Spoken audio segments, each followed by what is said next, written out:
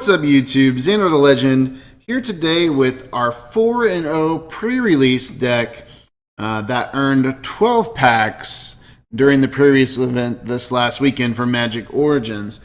I kind of want to go over you what I built with this one and why it did so well. You know, they always tell you to focus on 3-drop creatures, and obviously this deck is very strong in this. It's kind of rounded out. For 1-drops, we don't actually have a single creature. We have 2 Fiery Impulses and a Enshrouding Mist. Basically great removal and help keep our creature alive. For our 2-drop creatures, an amazing creature was the Topin Freeblade. Awesome card. And a Majoring Bully. Typically I wouldn't run the Bully, but as you can tell I have all my spells on top, and we are very spell heavy in this. We are running 1, 2, 3, 4, 5, 6, 7, 8, 9, 10, 11 spells. Technically 10 since one of them is equipment. 2-drop spells are going to include Celestial Flare, just lets us get rid of more removal. Grasp of the Hieromancer helps us lock down something. Sword of the Animalist. Now let me tell you, this card, I feel like if you had this in your deck, you pretty much, it was an I win if you got it out. It put you so far ahead on the curve because every time you attack, you get a basic land. It doesn't matter if the creature died or if it went through for damage or anything. You're always putting a basic land into play. And Dragon Fodders. I'm telling you what, if you watch Tolarian Communities College, you notice he had 2 Dragon Fodders as well.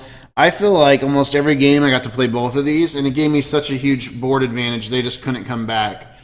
As far as a 3-drop spell, there's only one, Exquisite Firecraft. 4 damage to target creature or player. This card's a lot stronger. There's another counterpart that's 4 damage to the player only and then 1 damage to creatures. I don't like that one as much because this one gets, I mean, obviously you get to choose what you want with this. Way better. 3-drop creatures. This is where the deck really shines. Kernian Sergeant, First Strike and Renown. Very strong, solid card. Thopter Engineer. The only thing better than getting Thopters is putting all artifact creatures have haste. I mean, that's just an incredible card. Now, this is probably the card that won the most games for me. Man, I mean, because you played 4 rounds, so basically 12 games. No, actually, I only played 2 games. I won 2-0 every round. But this guy right here, 2-of in this, is just insane. He's a 3-2. He has to be blocked by 2 creatures. With our abilities, we could do damage to creatures and only keep 1 creature on the board or keep other ones locked down, so he just couldn't be blocked. He would always swing through for damage.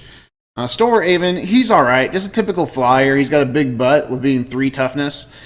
He would just get through for a little bit of damage and possibly go Renown, and there was a threat they felt like they needed to get rid of. 2 Knights of the Pilgrim's Road, very strong, solid 3-drop, a 3-2 with Renown 1.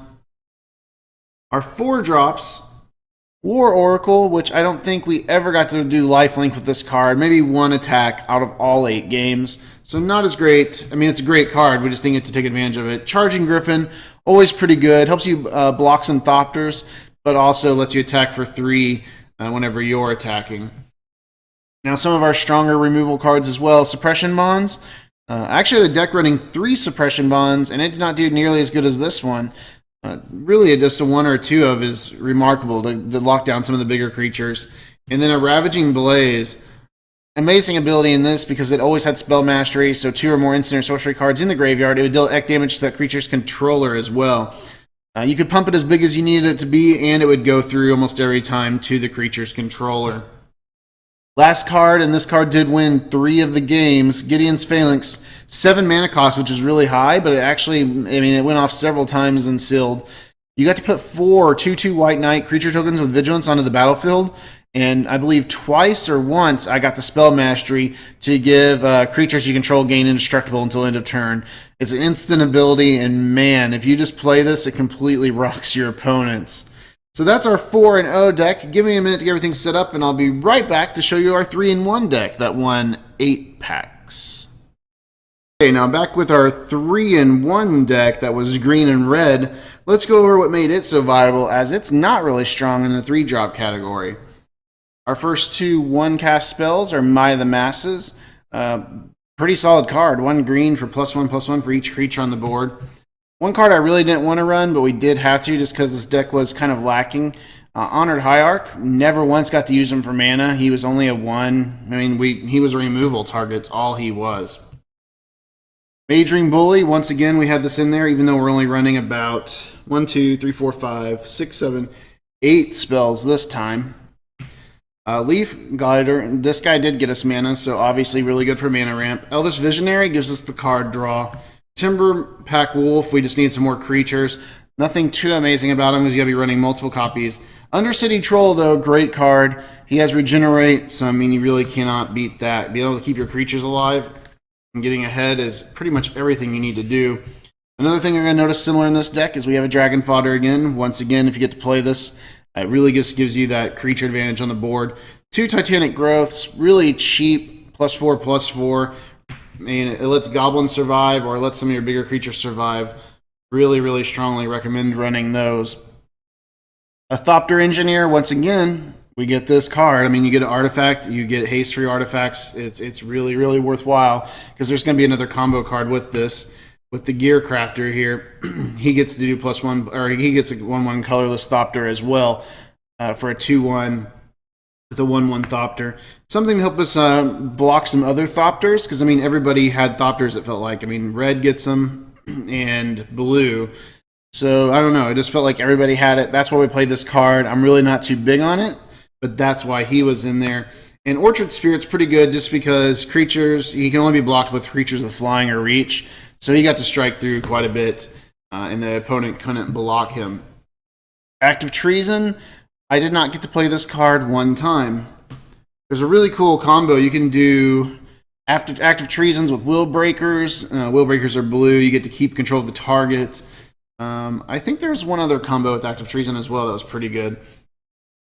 Oh, you can do Act of Treason into the green, I think it's a leap card, and so you could sacrifice their creature on your turn and gain health and cards.